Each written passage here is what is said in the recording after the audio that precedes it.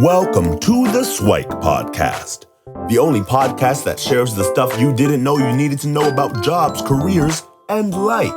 The SIWIKE podcast, the stuff I wish I knew earlier. Hi, everyone, and welcome to the SIWIKE Stuff I Wish I Knew Earlier podcast. We're here with one of our new guest hosts, Andrea Lowe. She comes to us with a background in marketing and relationships, networking, and a whole bunch of other things. So, Andrea, why don't you start off by telling us a little bit about what you're doing now, and we'll go back into your history as a kid. So what are you up to these days? All right. Well, thanks for having me, Luki. So happy to be here. Hello, everybody. My name is Andrea. So what am I doing now? I'm the founder of Toronto Event Hub and Toronto Dating Hub. Mm-hmm. So I am a solopreneur, entrepreneur, and I actually organize lots of fun, unique, engaging social events for singles as well as professionals and for a lot of Torontonians. So I host 3 types of events. We've got singles events, game night socials, and professional networking events. So I hold 4 to 5 events per month. And this is actually my side hustle currently. So I also have, 1.5 day jobs on top of that. So I'm a very busy person, but my true passion is about connecting people in Toronto. Sounds good. We might have you on a future episode for time management to kind of figure out how to do all that. But before we do that, so can you kind of rewind and let us know what you were like as a kid? So what are some of the early childhood memories? Were you always into kind of marketing, like game nights and networking and all those sort of stuff? Or what was Andrea like as a kid? Yeah, I was definitely a busybody. I think everyone who knew me as a social butterfly. Okay. So I was always connecting. I was always volunteering. I was working maybe 2 part-time jobs on top of, being in school. So I was part of a co-op program. So I had that job and then I held 2 other retail jobs. So, and then I volunteered. And then I was on committees at school, and then I was a cheerleader and dancer. So we should definitely have a time management podcast for sure, no problem. And I guess I kept that busybody kind of lifestyle and schedule even through into my current, my adulthood. But I was, I had a very bold, colorful life in terms of really getting connected, hanging out with the cool kids, but I also hung out with everyone else. Back in the day, you'd call them like the nerds to the, the jocks to the French immersion students. I just hung out with everyone because I knew even at a younger age, I'm like, you should be connected and know everybody to help you and really utilize your resources, whether you had to, hey, I need some help with my homework, or hey, I need a part-time job, or I'm like, hey, I need some help with whatever, so staying connected even at a young age was something I was already I knew at a very young age. But I also had my rebellious side, honestly. Not listening to my parents was one of those, and always challenging what those boundaries were as a kid. And to be honest, that is part of what makes me successful now, is challenging your potential beliefs or what people tell you, including, authority figures like your parents. Sounds good. So I'd love to dive a little bit more into some of those where, like, growing up, Asian background, was studying and education in school, was that kind of top of mind where you had to get like A pluses, and then the other part is like, how did you find that, like, networking, connecting, and other people? Because those, to me, at least in my experience or talking to others, seem a little bit at odds where you need to put your head down in the book and study versus spending time with friends and family. What was your experience with those? Yeah, absolutely. Brings me way back. Definitely the Asian background. I'm sure, that's, study hard and you got to get A pluses. I remember, actually my sister was super competitive. She's 5 years older than me, but I remember if I got 100, but back in the day, I don't know if they still have that now, where they give you bonus marks on top of that. Sure. If I got 100, she was like, why didn't you get 105? Oh. It was like, okay, 100 is not good enough. Or if I got, it happened to be 96, but I was still top of the class. That was the highest mark that you could get in that class. Sure. My sister would be like, but why didn't you get 100? Gotcha. You're not perfect then. I was like, so it was a strive for perfection that really like haunted me throughout, even today. You're always your worst critic, but definitely the Asian, your family is always telling you got to be the best, and in a sense, unless you were achieving, and again, like very with metrics, like Yeah. quantifiable success, then they weren't happy with you in some way, right? And that did a toll, obviously, on your self-confidence as well. And so there's a lot of like reworking that as I'm going into adulthood. So we could touch about that later. But the whole like networking, social butterfly, I really started finding myself in high school and definitely into university, where I was like, if you continued always just trying to get for that straight A and nothing else and just head down in your books, like how boring would life be? And honestly, I wasn't happy. And I always had other interests like dancing. So I'm sure, Luki, like Asian parents are always like, take piano, right? When you're like a little kid. And I was like, no. I think I was 4. I was like, no, mom, I want to take ballet. And I think I remember that I somehow like coaxed her into, I'll do ballet, which is also very pretty and nice and prestigious, and there's exams and all this, and I'm still being creative. There's costumes and competitions, like there's lots and trophies, like so it's still very similar to piano and that kind of thing, but I like dance. Can we do that? And I somehow like negotiated when I was 4, and she let me do ballet instead of taking piano. So that was like a win back when I was 4. And I've been dancing ever since I was 4. But that taught me, and I always encourage these extracurricular activities because, dance taught me discipline, determination, teamwork.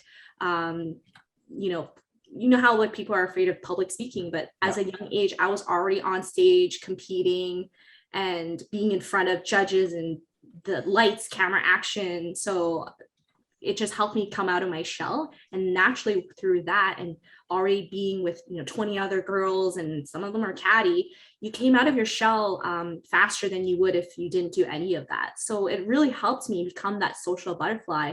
And then I got into cheerleading in school, and so that was again opened my eyes to, oh, here are the jocks, here are the cool kids, here's this, and then I just got hooked on it to keep connecting and talking to so many people and all the benefits you get from networking. Sounds good. And were there any kind of like defining moments in terms like the networking connections where like, oh yeah, this is it, this is why I'm doing it, versus like, yeah, before I was just competitive, learn, get my 100 and 105 or whatever, versus no, there's another path.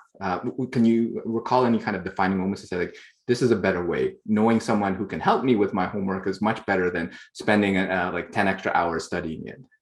Does anything come to mind?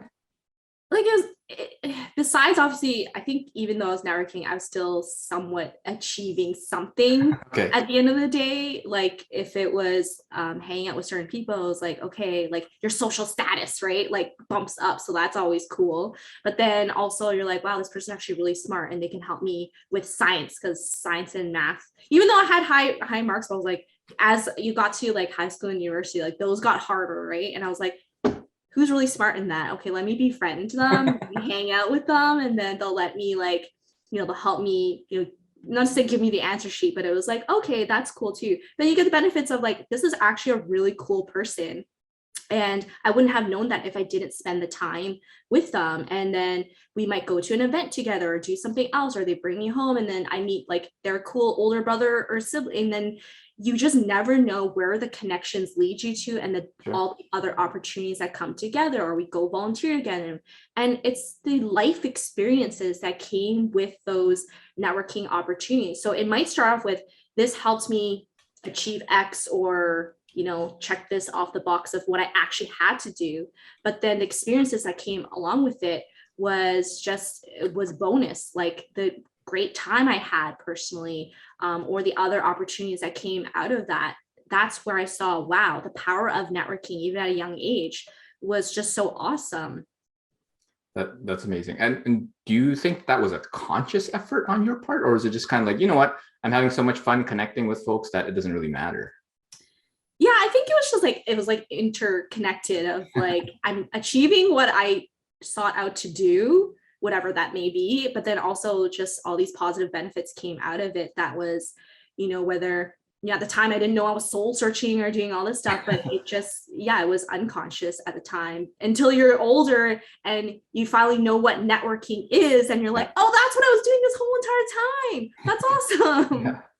Yeah, that was just naturally me. And I was in that. So could you describe a little bit of those like challenging of boundaries, the rebellious side? So that might have been like the no piano ballet. Were there other big significant ones along the way as well that kind of shaped you to where you are now?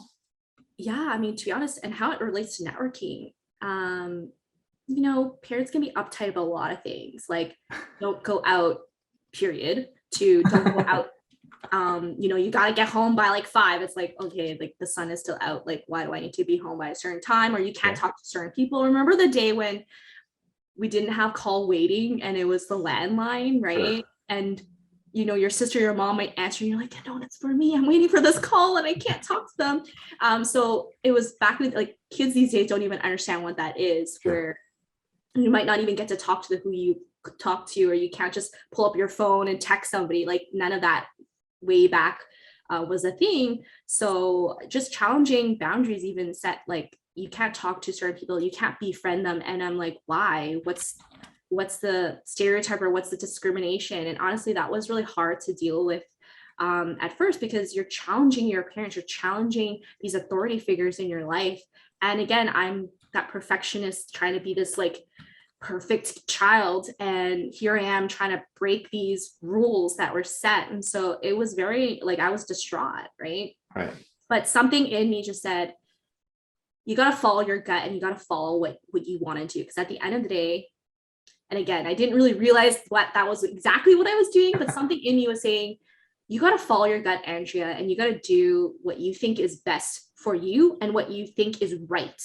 So I had a very like kind of like righteous sort of like path of like, no, this is not right. Like I'm not discriminating this person because of their color, their, whatever it is. And I was like, this is a good person and I'm going to hang out with them because it's good for me. I don't care what everyone's saying. So to be honest, when I say I was rebellious, I would sneak out. I would lie and say, yeah, I'm hanging out with the person that is approved, but I'm really like hanging out with other people. Yeah, it kind of reminds me of if you watch Turning Red, that Disney movie. Yes. Like the coming of age sneaking out. It's like, well, you're not supposed to hang out with those people because focus on studies and things like that. But so it sounds like there's a lot of learning and growth, and it was just naturally you, and it's benefited you now. If we kind of turn into the academic side, so at some point you graduate high school and you need to pick a path, college, university, that sort of thing. Were you always interested in what you want to do? So marketing obviously is where you're into. Was that always an area of interest, or how did you come across that part? Yeah, I was always interested in business and marketing, but more specifically, so my career path choices as a kid, I remember I really wanted to be a teacher. Okay. And the other thing was like, I wanted to own a dollar store. Okay. Why and it was a dollar store because it was like, I really like, the cash register, like the cashier. I was like, dude. And it was like dollar store is so easy to remember. Everything was $1. I mean, back then everything literally was $1 in the dollar store, not anymore these days. But I was like, this is easy to count like money and the tax and like whatever. And I just always had that business mindset of like selling, promoting. But those two are like my kind of like top two. And then the dancer thing. But then, of course, as your Asian parents might discourage you, dancing is just like, how much money you're going to get. And it's so hard and it's tough. And so it was like, okay, that will just stay as a hobby. So I never gave that up as a hobby. And today I'm still dancing, competing. So I never gave that up. Cool. The dollar store thing, well, that gets into my entrepreneur life. So technically I didn't give it up. It's not a dollar store, but it's something else. But then the teacher, I was always one of the favorite students in any class or school I was in. Okay. And I remember one of my mentors, one of my favorite teachers, she was like, listen, Andrea, I have many teacher friends. I don't need another one. And to be honest, like she kind of like dissuaded me from being a teacher, even though she was like my favorite teacher. And I was like, okay, that makes sense. I'll go into another profession then. And at the time, my parents were like, you know what? Teachers go on strike all the time. And there's so many teachers and it's so hard to get a spot as a teacher, right? And I'm like, okay, I guess I shouldn't be a teacher. So instead what I did was Nowadays, I still coach and mentor students, like yourself, Luki, and I still mentored a bunch of people in my industry, outside of it, or even through what I do with events. I feel like I'm coaching and mentoring people all the time. Mm-hmm. So instead of becoming a teacher full time, I feel like all of my extracurricular, I am doing that.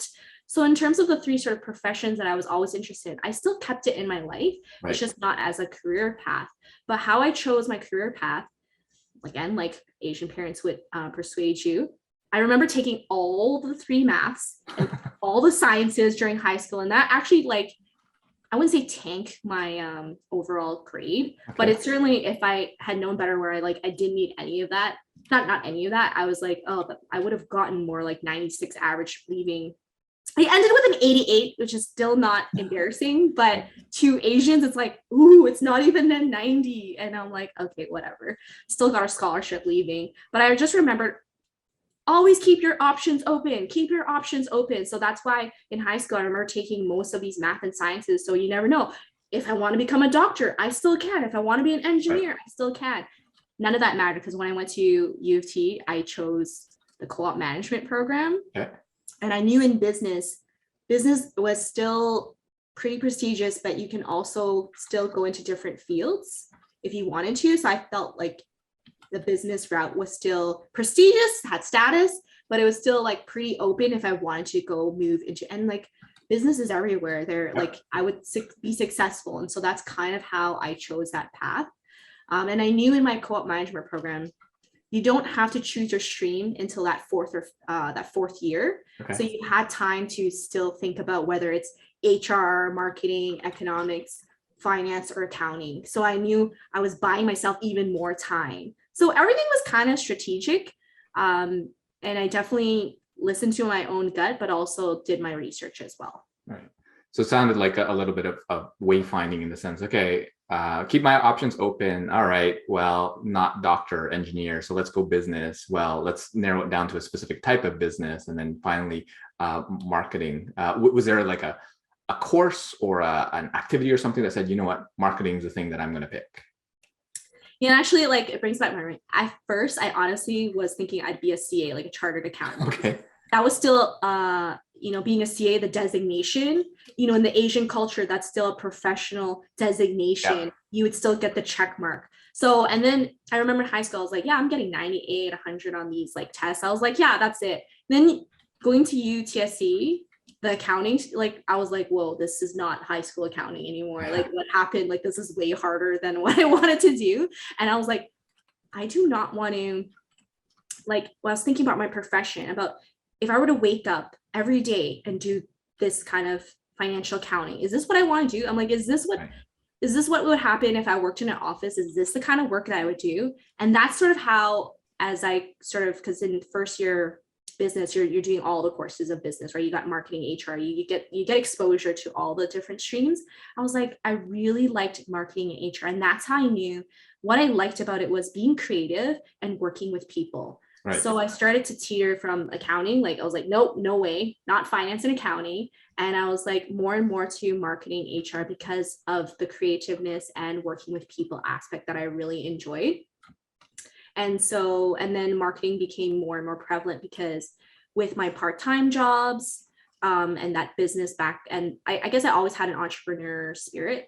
And so more and more marketing became that like strong thing that I wanted. So I'm proud to say, as even after I graduated and still today, because not everyone can say I went to school for this and I still do this as a profession. So I'm like proud to say that I'm still doing marketing. For sure, yeah. I'm computer science, and I don't. Well, actually, I do have an app that it's upcoming, and I'm kind of dipping my toe back into the tech world. So maybe I'm not out of it, but yeah, I can totally appreciate that. Some people go totally 360, or I guess 180. Sorry, 360 would be big back. Well, I guess technically I went 360 because I went all the way around. So what were some of the things that happened after? So you graduated, you took marketing. How was the process to land a role? Was that pretty straightforward? And then the evolution from kind of that professional career up until starting your own business, what was that like? Yeah. So I remember, so I definitely went to the co-op management program because I knew there was co-op, and which means you'd get some work experience as you're in school, and they were paid co-op terms. And I was able to squeeze in 5 work terms in my time, even though you're supposed to be like 3 work terms, which is awesome. And I didn't work anywhere in those companies afterwards, but it was really good to, get paid. And that honestly, and I know in your book you talk about finances too, but the co-op jobs actually really helped because I was saving money from a very, pretty young age. I honestly, I wish I was saving even before, like even more before then, but I bought my Toronto condo, like the CN Tower and the Rogers Centers, like is my view, which shows very central downtown. I bought that almost 9 years ago, which was amazing to say. And it was partly in like due to my co-op terms, earning that money and saving it from when I was a student. So that is super key. So I was doing co-op, which really helped me, fast track and get jobs or referrals a lot easier to transition. But not even just so much my co-op terms, it was having my retail jobs. I was always working, and that gave me the skills, the transferable skills that you need in any job about communication, customer service, time management, prioritizing, all these different skills that you need, which also helped grow me into the type of manager, because I was in management roles. So that helps me because I was a store manager in retail. I learned how to like display the jewelry nicely and how to like increase sales. And then I was chosen to sort of train new incoming managers at a retail job, right? And so I was always like working, hustling, networking, which was great. But then I took a year off. So I remember I was waiting, one of my best friends at the time, she's 1 year younger than me. So I decided to work as a store manager. So I actually didn't go into like the regular, like, office job technically, because I knew I was going to quit after a year. Okay. I said, let me be a store manager. And if you recall, remember the double cohort year, Luki, where OAC. So I was part of the grade 12 cohort. Okay. So it was already tough. Like I remember trying to get into university, there was double the amount of students trying to get in, but graduating, it was double the amount of new grads trying to get jobs. Sure. And even with my co-op experience, it was definitely tougher trying to get a job. So I said, you know what? Let's not stress as much about that. I was already working this retail job and they were offering me a store manager position. I was like, you know what? The opportunity was right there. Let me take that. And I know I'm going to quit soon. And quitting a retail job, I think on your resume wasn't as bad as quitting an office job. Sure. I didn't feel like I was, burning any bridges or like ruining my chances of future opportunities. So I said, a store manager is still a manager role. Right. I would be recruiting, hiring staff and doing a lot of different things. So I said, that is a good opportunity. I'll do the store manager. I quit after a year and then I went on to one of the best trips of my life. I took 3 months to travel all around Asia with my girlfriend. Cool. And I wouldn't trade that for anything, because that's actually one of the, advice I give is to explore the world every chance you get. And I'm so glad I took that time off to travel, because now once you work, I don't really call vacation when you do like the 1 week, the 3 days. You really can't do too much. So I'm so glad I had that opportunity to travel the world after that 1 year. And then after I came back, that's when I went hard on trying to, find the jobs. And I was so lucky because of all the networking I did with, and staying in touch in LinkedIn. To be honest, a lot of my roles in my adulthood was referrals. I didn't really have to go through the normal. Doesn't mean I didn't submit my resumes and cover letters the normal way. Sure. But looking back at all the jobs I actually took on, they were all referrals from people. Like they recommended me, or I was like, oh, so-and-so is hiring. Can I put your name in? And I landed jobs through referrals. Right. Yeah, and I find that with a lot of folks, they don't really realize that power of networking, right? Where so many people are like, yeah, I landed that role because someone knew me from somewhere else and they wanted to have me, or they remembered me and this and that. So it's not necessarily about the people that it's more important of the people who know you, and are they thinking about you when a role comes up, whether marketing or whatever area that you're interested in, and that can help. And otherwise you're in that black hole of applications and all that sort of stuff, which is like almost like playing the lottery. if you Absolutely. And headhunters find you, right? I always entertain them because you never know. And sometimes you also do it to brush up on your interview skills. Because if you know that, hey, you're actually a valuable asset, that also keeps you motivated. You sharpen your interview skills. You also know what's out in the market right now. And it can also help you, try to increase your salary, get an increase if you need to. But that's also what opened my world. And I stay in touch with some of these headhunters still, because you never know where they land and what opportunities might find you. But I think my most recent, I had a previous client headhunt me, which is amazing that it's not even just your friends now. These are your past clients coming in to find you and headhunt you, which is a great testament to, your skills and your experience. But what landed me to where I am and being an entrepreneur. Now, all throughout my career, I had a lot of friends and colleagues say, Andrea, you really should do your own thing. Like, you should start your own marketing agency. And I was like, no. Like, you have your self-doubt and you're just like, it's too much work. And how do I get my clients? And how do I do this? And so I kind of shushed that kind of side. I was like, it's always very interesting. I'm like, that's really nice that people think that. I was like, no, it's too much work. I won't do it. So what really brought me to where I am today with starting my own, side hustle is, with COVID, I actually got laid off. So about 2 years ago, I got laid off. Now I started trying on Dating Hub maybe 2 months before I got laid off, but it was because of COVID. The whole events industry went to crap, right? Like with COVID, everything shutting down, right? The events industry really suffered, much like a lot of other industries, but it pretty was like radio silent in the events, the venues, shut down, et cetera, et cetera. And so we were all like, oh, we're going to have our job tomorrow. And sort of because of that, I had this idea running in my head 3 years ago about doing singles events. And I said, what better way now than to do it? A, I have more time. 2, I don't know if I'm going to have my job. And 3, it was something I always wanted to do. And now more than ever during COVID, singles were more single, alone, and isolated more than ever. Right. And I said, it's now or never, Andrea. Like, this is the best time to do it. And I always say it's like right time, right place. Right time, right place, right. It's just the things have to align. Right. And to be honest, while most people were sort of suffering and figuring things out in COVID, it was like that for me, but it actually created an opportunity. And that's how like Toronto Dating Hub was born. And it's been awesome that I was able to take such a down moment for everyone into a positive opportunity for me. And on top of that, what I do with my events is connecting people. And it's so rewarding and heartwarming when I continually hear people say, wow, Andrea, if it wasn't for your events, I wouldn't have met this person or these many people, or been able to network or come out of my shell, or, I had so much fun.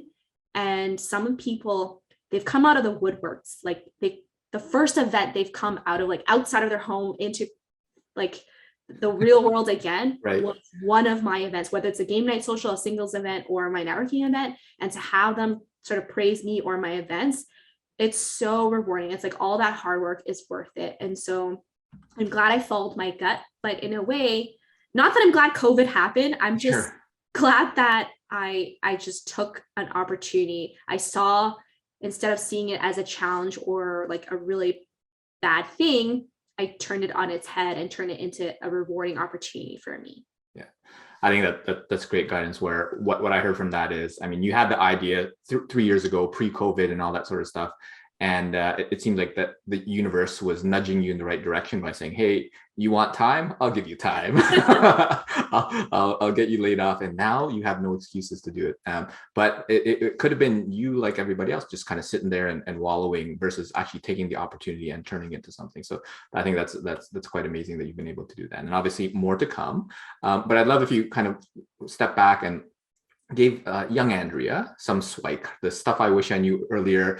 I don't know if it's through early in your career, through university or high school. Like, what are kind of the key milestones that you would want to share a bit of SIWIKE for yourself in those younger years?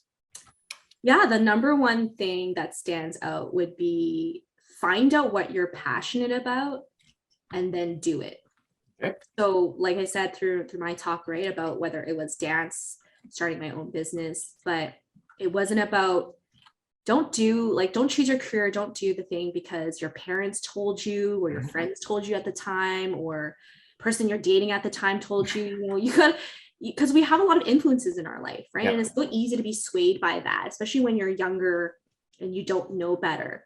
But I think what really stands through time, and I do it at every talks I do, I always say, find out what you're passionate about and then do it. Make sure that's a staple part of your life. So whether it's going to be your hobby or your main career, do what you're passionate about. It won't fail you. And if you do what you're passionate about, the money and all those opportunities, it will find you. Trust that.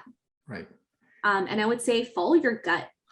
Again, we too often time are influenced by whatever it is, like our authority figures in our lives, what we read in social media. But it's really key that you follow your gut. And something I keep working on, when we say gut, it's not what your mind tells us. Right. It's what your gut tells you. Right. And because again, that usually won't fail you. So those two are really key. And I'd say don't burn any bridges. Okay. Especially with COVID stirring things up. You never know if the intern you used to manage becomes, a big guy somewhere else or becomes a founder, and you just never know where these connections are. So never burn any bridges wherever you are, whether that's a part-time job, an internship, whatever it is, the sports team that you joined, you never know where people land. And so don't burn any bridges because that might, bite you in the bum afterwards. Yeah, I think what I took from those three is finding what you're passionate about is really get to know yourself, because a lot of people, to your point about having all these influences, really don't know what they want, right? They know what their parents want for them or their significant other or this and that, or their culture want for them, but they haven't actually taken the time to figure out what is it that they want. And that's definitely an important part about following your gut. I think there's some research around that your gut is kind of like your second brain, where essentially there's more cells in there than I guess in like the solar system or whatever, something like that, where your emotions are really kind of like thoughts from your gut, from your body, right? So the way that you think in your brain is the gut feel is kind of those emotions kind of going up to the surface.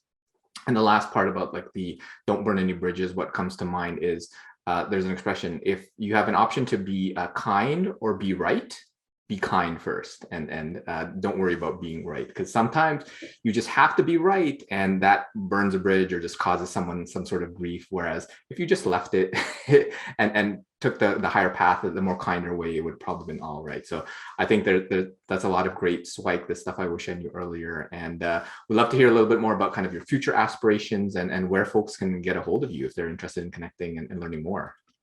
Yeah, for sure. If you go to torontoeventhub.com, it actually has all my links, including my email, my LinkedIn, and all my upcoming events. So as easy to remember, torontoeventhub.com if you want to reach me for any information. And future aspirations, I'm about to finally take vacation. So that is really key. I was going to say another SIWIKE would be actually self-care, because there's so much around mental health and sort of the aftermath of not taking care of yourself. I'm still honestly working on that because I'm such a busybody that I stress out and I overwork myself all the time. So you don't want to pay for the consequences when it's too late. So I'm taking a vacation and I'm going to try not to work as much, but I definitely need that. And actually speaking of mental health, there's a free webinar that I've partnered with another female entrepreneur. It's on April 19th. It's a free webinar. So no matter where you are, if you're free, or sign up for it for that day, and I can always send you the recording if you have to miss it. But it's about mental health awareness and how you can actually address it and deal with it, or support someone with mental health concerns. So I'm really looking forward to that talk with a female friend of mine that I actually went to high school with, and we sort of stayed connected, networked, and finally had this opportunity. So I'm excited for that one. And then I'm planning my 2-year anniversary for my business, and sort of figuring out what kind of celebration I'd like to do, because I'd like to make it bigger and just plan more events so that one day I can make the leap and do this full time. So those are some of my upcoming aspirations. That's perfect. So thanks so much, Andrea, for sharing your story, your insights, your SIWIKE, and we'll look forward to having you back for future episodes. So thanks so much. And hopefully we'll do a deep dive into things like time management or networking, mental wellness, dating, things, all those sorts of things. And we're looking forward to having you back in a future episode. I would love that. Thank you so much. And I'll see you guys next time. Take care. Thanks. Thank you. Thanks for joining us on the SIWIKE Stuff I Wish I Knew Earlier, the podcast. If you like the podcast, please subscribe on iTunes, Stitcher, or wherever you found this podcast. And if you can give us a review, that would be very appreciated. Feel free to contact me on LinkedIn at Lukidanu, Lukidanu, and the same on most social media platforms. And I look forward to hearing from you. Thanks. Bye.